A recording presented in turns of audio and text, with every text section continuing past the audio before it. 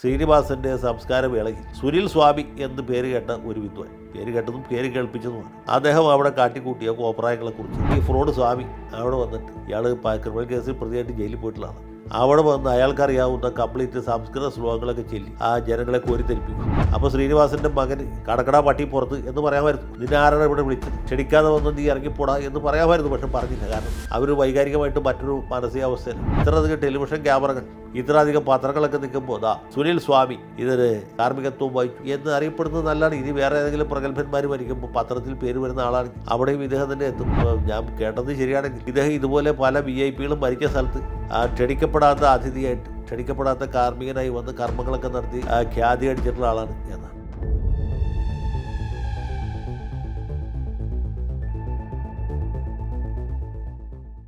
അന്തരിച്ച നടനും തിരക്കഥാകൃത്തും സംവിധായകനുമായ ശ്രീനിവാസനെ കുറിച്ച് 2 വീഡിയോ ഇതേ പ്ലാറ്റ്ഫോമിൽ ചെയ്തു. ഒന്ന് ഒരു സിനിമാ നടൻ അല്ലെങ്കിൽ തിരക്കഥാകൃത്ത് എന്ന രീതിയിൽ ഞാൻ കണ്ട പരിചയിച്ച ശ്രീനിവാസനെ കുറിച്ചാണ്. ശ്രീനിവാസൻ മലയാള സിനിമയ്ക്ക് നൽകിയ സംഭാവനകളെക്കുറിച്ച്. രണ്ടാമത്തേത് അദ്ദേഹത്തിൻ്റെ സംസ്കാര വേളയിൽ മുഖ്യമന്ത്രി പിണറായി വിജയൻ വന്നപ്പോൾ മകൻ ധ്യാൻ എഴുന്നേൽക്കാത്തതിനെക്കുറിച്ചാണ്. ആ എഴുന്നേൽക്കായിരിക്കും ചെയ്യുന്ന ആ ചെറുപ്പക്കാരൻ്റെ താല്പര്യമാണ്. പക്ഷേ ആദ്യം ഇവിടെ ഉണ്ടാക്കിയ ആ സൈബർ ഇടങ്ങളിൽ നടന്ന വലിയ കൂളിളക്കത്തെക്കുറിച്ചാണ്. ഇനിയും ശ്രീനിവാസനെ കുറിച്ച് ഒരു വീഡിയോ കൂടി ചെയ്യേണ്ടി വരും എന്ന് സത്യത്തിൽ ഞാൻ വിചാരിച്ചില്ല. ചെയ്യാൻ ആഗ്രഹം ഉണ്ടായിട്ടോ താല്പര്യം ഉണ്ടായിട്ടല്ല. പക്ഷേ എന്ത് ചെയ്യാൻ പറ്റും, നമ്മൾ വെറുതെ ഇരിക്കാമെന്ന് വെച്ചാൽ ആളുകൾ സമ്മതിക്കില്ല. എന്തെങ്കിലും കുസൃതികളും കുണ്ടാമണ്ടികളായിട്ട് വരും. ഇവിടെ ഇപ്പോൾ പറയാൻ പോകുന്നത് ശ്രീനിവാസൻ്റെ സംസ്കാര വേളയിൽ സുനിൽ സ്വാമി എന്ന് പേര് കേട്ട ഒരു വിദ്വാൻ, പേര് കേട്ടതും പേര് കേൾപ്പിച്ചതുമാണ്. അദ്ദേഹം അവിടെ കാട്ടിക്കൂട്ടിയ കോപ്രായങ്ങളെക്കുറിച്ചാണ്. എന്തുകൊണ്ട് ഇങ്ങനെ ഒരു ദുസ്ഥിതി ഉണ്ടായി എന്നുള്ളതിനെക്കുറിച്ചാണ്. ഇത് പറയുന്നതിന് മുമ്പ് ഞാൻ വേറൊരു വിഷയത്തിലേക്ക് നിങ്ങളുടെ ശ്രദ്ധ ക്ഷണിക്കുകയാണ്. എൻ്റെ നാടായ ആലുവയിൽ കഴിഞ്ഞതിൻ്റെ മുമ്പത്തെ വർഷം വളരെ വളരെ ദാരുണമായ ഒരു സംഭവം ഉണ്ടായി. നിങ്ങളൊക്കെ പത്രത്തിൽ വായിച്ചാണ്, ടെലിവിഷനിൽ കണ്ടതാണ്.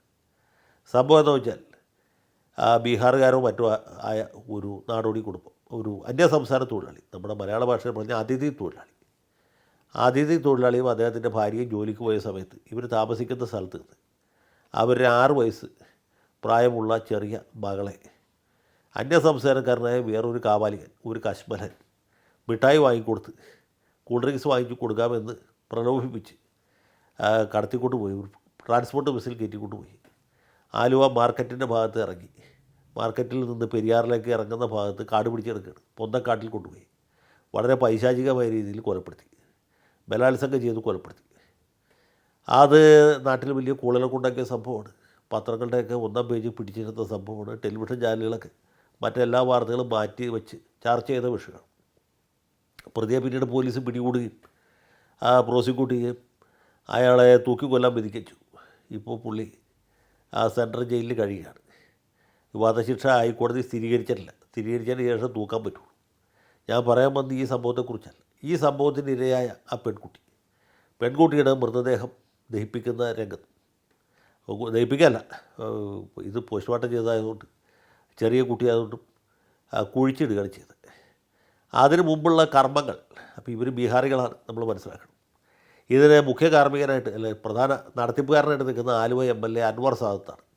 ഈ സംഭവം ഉണ്ടായത് മുതൽക്ക് അദ്ദേഹം ആ സ്ഥലത്ത് ക്യാമ്പ് ചെയ്ത് പോസ്റ്റ്മോർട്ടത്തിന് നേതൃത്വം കൊടുക്കുന്നു, പോലീസ് അന്വേഷണത്തിന് വേണ്ട സഹായ സഹകരണങ്ങൾ ചെയ്തു കൊടുക്കുന്നു, പ്രതിയെ ഐഡൻറ്റിഫൈ ചെയ്യാൻ വേണ്ട കാര്യങ്ങൾ ചെയ്യുന്നു. അങ്ങനെ അവിടെ നിറഞ്ഞ് കവിഞ്ഞ് നിൽക്കുന്നത് സാദത്താണ്. ഈ സംസ്കാര കർമ്മത്തിന് മുമ്പായിട്ട് മതപരമായ ചടങ്ങുകൾ എന്തൊക്കെയാണ് ചെയ്യേണ്ടത് എന്നുള്ളതിനെക്കുറിച്ച് അൻവർ സാദത്തിന് യാതൊരു ധാരണയുമില്ല. പേര് സൂചിപ്പിക്കുന്ന പോലെ അദ്ദേഹം മുസ്ലിം സമുദായ അംഗമാണ്. അദ്ദേഹത്തിന് അവിടെ ശക്തരായ മറ്റ് സഹായികളും ആ രംഗത്ത് ഇല്ല. ഇതൊരു പൊതുവെ മുസ്ലിം ഭൂരിപക്ഷ പ്രദേശവുമാണ്.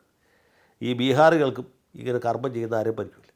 ആ സമയത്ത് ഒരു ചെറുപ്പക്കാരൻ പെട്ടെന്ന് അടിയൻ ലച്ചിപ്പോ എന്ന് പറഞ്ഞ രീതിയിൽ രംഗത്ത് വരികയാണ്. എന്നിട്ട് പറഞ്ഞു, സംസ്കാര കർമ്മങ്ങൾ ഞാൻ ചെയ്തോളാം എന്ന് പറയാം എന്ന് പറഞ്ഞ് ഇദ്ദേഹം എന്തൊക്കെയോ കോപ്രായങ്ങൾ അവിടെ കാണിച്ചു കൂട്ടി.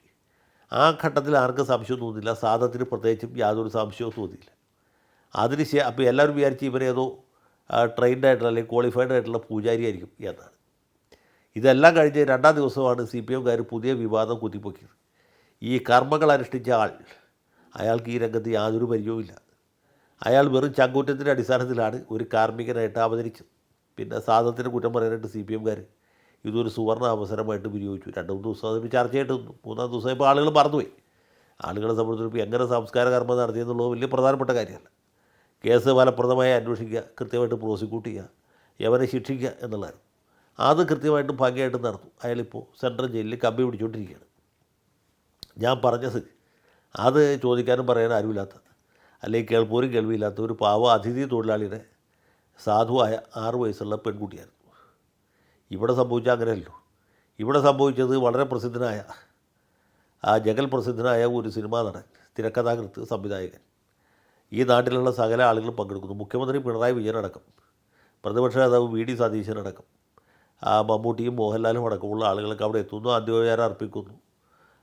ഇദ്ദേഹത്തിൻ്റെ ചിരകാല സുഹൃത്തും സഹപ്രവർത്തകനുമായ സത്യൻ അന്തിക്കാട് വികാരനിർഭരമായ ചടങ്ങിൽ ഒരു കടലാസും പേനയും ഒക്കെ ഈ ചിതയിൽ അർപ്പിക്കുന്നു. ഇത്തരം കാര്യങ്ങളൊക്കെ ഭംഗിയായിട്ട് നടന്നു. അപ്പോഴാണ് ഈ ഫ്രോഡ് സ്വാമി അവിടെ വന്നിട്ട്, ഇയാൾ ക്രിമിനൽ കേസിൽ പ്രതിയായിട്ട് ജയിലിൽ പോയിട്ടുള്ള ആളാണ്. അവിടെ വന്ന് അയാൾക്കറിയാവുന്ന കംപ്ലീറ്റ് സംസ്കൃത ശ്ലോകങ്ങളൊക്കെ ചൊല്ലി ജനങ്ങളെ കോരിത്തെരിപ്പിക്കുന്നു. അപ്പോൾ ശ്രീനിവാസൻ്റെ മകന് കടക്കട പട്ടി പുറത്ത് എന്ന് പറയാമായിരുന്നു. നിന്നെ ആരാണ് ഇവിടെ വിളിച്ചത്, ക്ഷണിക്കാതെ വന്ന് നീ ഇറങ്ങിപ്പോടാ എന്ന് പറയാമായിരുന്നു. പക്ഷെ പറഞ്ഞില്ല. കാരണം അവർ വൈകാരികമായിട്ട് മറ്റൊരു മാനസികാവസ്ഥയിലാണ്. പെട്ടെന്ന് ഇദ്ദേഹം ഇങ്ങനെ കടന്നു പോകുന്ന അവർ ആരും പ്രതീക്ഷിച്ചില്ല. അങ്ങനെ ഒരു ദുഃഖ സാന്ദ്രമായ അന്തരീക്ഷത്തിൽ ഇതൊരു അവസരമായിട്ട് വിനിയോഗിച്ച് ഇയാൾ അവിടെ നുഴഞ്ഞു കയറിയാണ്. അയാൾ ആരും ക്ഷണിച്ചിട്ട് വന്നതല്ല. ഒരു സ്വാമി, ഒരു ഫ്രോഡ് അവിടെ വന്ന് കർമ്മങ്ങൾ നടത്തുകയാണ്. അയാൾക്കറിയാവുന്ന കുറേ സംസ്കൃത ശ്ലോകങ്ങളൊക്കെ ചെല്ലുകയാണ്. അതിന് ദക്ഷിണ മേടിച്ചോന്ന് എനിക്കറിയില്ല, മേടിച്ചും കാണും. ഇനിയിപ്പോൾ ഒരു ദക്ഷിണ മേടിച്ചില്ലെങ്കിൽ തന്നെ പുള്ളി അവിടെ ഒരു താരമായി മാറിയല്ലോ. പുള്ളിക്ക് പ്രത്യേകിച്ച് ചിലവെന്നുള്ള കാര്യമല്ല. എന്ന് മാത്രം ഇത്രയധികം ടെലിവിഷൻ ക്യാമറകൾ, ഇത്രയധികം പത്രങ്ങളൊക്കെ നിൽക്കുമ്പോൾ സുനിൽ സ്വാമി ഇതിന് കാർമ്മികത്വം വഹിച്ചു എന്ന് അറിയപ്പെടുന്നത് നല്ലതാണ്. ഇനി വേറെ ഏതെങ്കിലും പ്രഗത്ഭന്മാർ മരിക്കുമ്പോൾ പത്രത്തിൽ പേര് വരുന്ന ആളാണെങ്കിൽ അവിടെയും ഇദ്ദേഹം തന്നെ എത്തും. ഇപ്പം ഞാൻ കേട്ടത് ശരിയാണെങ്കിൽ ഇദ്ദേഹം ഇതുപോലെ പല VIP-കളും മരിച്ച സ്ഥലത്ത് ക്ഷണിക്കപ്പെടാത്ത അതിഥിയായിട്ട്, ക്ഷണിക്കപ്പെടാത്ത കാർമ്മികനായി വന്ന് കർമ്മങ്ങളൊക്കെ നടത്തി ഖ്യാതി അടിച്ചിട്ടുള്ള ആളാണ് എന്നാണ്. ഇതിനെക്കുറിച്ച് ഒരു തിരക്കഥ എഴുതി സംവിധാനം ചെയ്ത് ജനങ്ങളെ സന്തോഷിപ്പിക്കാനുള്ള അവസരം സത്യം പറഞ്ഞ ശ്രീനിവാസന് നഷ്ടപ്പെട്ടു. അദ്ദേഹം ആ ചിതയിൽ കിടന്നുകൊണ്ട് ഇയാളുടെ ഈ കോപ്രായങ്ങൾ കണ്ടും അവിടെ കൂടിയുള്ള ആളുകളെ ഇയാൾ വിഡ്ഢികളാക്കിയല്ലോ എന്ന് കണ്ടും സത്യമായിട്ട് പുള്ളി വലിയ ധാർമ്മിക രോഷം അനുഭവിക്കുകയും അതൊരു തിരക്കഥയാക്കി സത്യൻ അന്തിക്കാടിനോ പ്രിയദർശനോ കൊടുത്ത് സിനിമയാക്കി നമ്മളെ ചിരിപ്പിക്കാനുള്ള അവസരം നഷ്ടപ്പെടുത്തിയതിനെക്കുറിച്ച് ഖേദിക്കുന്നുണ്ടാവും. ഇതൊന്നും പറഞ്ഞിട്ട് കാര്യമില്ല. ഓരോരുത്തരും ഇങ്ങനെയുള്ള കർമ്മങ്ങൾ നമ്മൾ എന്തൊക്കെയാണ് ചെയ്യുന്നത് നമുക്ക് തന്നെ തിട്ടമില്ല. നമ്മൾ ചെയ്യുന്ന കർമ്മത്തിൻ്റെ ഫലം ഏതൊക്കെ രീതിയിലായിരിക്കും അനുഭവവേദ്യമാകുക എന്ന് പറയാനും നിവൃത്തിയില്ല. ഇങ്ങനെയുള്ള തട്ടിപ്പുകാരെ ഇപ്പോൾ നാട്ടുമ്പുറത്താണെങ്കിൽ പറ്റുകയില്ല. പാട്യത്ത് വെച്ചാണ് ശ്രീനിവാസൻ മരിച്ചെങ്കിൽ അവിടെയുള്ള ആളുകൾക്ക് പരസ്പരം അറിയാം. അവിടെ സമുദായ സംഘടനകൾ പ്രവർത്തിക്കുന്നുണ്ടാവും, അല്ലെങ്കിൽ ഇതുപോലുള്ള കർമ്മങ്ങൾ ചെയ്യുന്ന ആളുകളെ നമുക്ക് പരിചയമുണ്ടാവും. പക്ഷേ ഇവർ മറ്റൊരു സ്ഥലത്ത് വന്ന് താമസിക്കുന്നവരാണ്. ഒരു പാട്യത്തുമല്ല, തലശ്ശേരിയിലുമല്ല, കൂത്തുപറമ്പിലുമല്ല. അവർക്ക് ഒരു പരിചയമില്ലാത്ത തൃപ്പൂണിത്തുറക്കടുത്ത് കണ്ടനാടെന്ന് പറയുന്ന സ്ഥലത്താണ്. അവിടുത്തെ SNDP ശാഖാ യോഗത്തിൽ ഇവർ മെമ്പർഷിപ്പ് എടുത്തിട്ടുണ്ടാവില്ല. എടുത്തിരുന്നെങ്കിൽ അവർ വന്ന് കർമ്മം ചെയ്തത്. അവർക്കൊക്കെ അതിന് കൃത്യമായിട്ടുള്ള രീതികളുണ്ട്. അതിന് ട്രെയിൻഡായിട്ടുള്ള ക്വാളിഫൈഡ് ആയിട്ടുള്ള പൂജാരിമാരും കാർമ്മികരുമുണ്ട്. ഈ വകക്കാരുമായിട്ട് ശ്രീനിവാസന് ബന്ധമുണ്ടായി കാണില്ല. അതുകൊണ്ടായിരിക്കും ഇതുപോലെ ഒരു ഫ്രോഡ് അവിടെ കയറി വന്ന് ആരുടെ അനുവാദം ഇല്ലാതെ ഇങ്ങനെ ഒരു കർമ്മം നടത്തി ഖ്യാതി അടിക്കാൻ അല്ലെങ്കിൽ ഗ്ലാമർ ഉണ്ടാക്കാൻ ശ്രമിച്ചത് എന്ന് വിചാരിക്കാൻ മാർഗമുള്ളൂ. അപ്പോൾ ഇതിൻ്റെ ഗുണപാഠം എന്താ വെച്ചാൽ നമ്മളെല്ലാവരും അവരവരുടെ സ്ഥലത്ത് ഏതെങ്കിലും സമുദായ സംഘടനയിൽ അംഗത്വം എടുത്ത് അതിലെ നിയമാവലി അനുസരിച്ചുള്ള ഫീസ് കൊടുത്ത് അല്ലെങ്കിൽ വരിസംഖ്യ അടച്ച് അതിൽ തുടരേണ്ടത് അനിവാര്യമാണ്. അല്ലെങ്കിൽ വഴിയെ പോകുന്ന ആൾക്കാർ വന്ന് നമ്മുടെ അന്ത്യകർമ്മം ചെയ്ത് കളയും.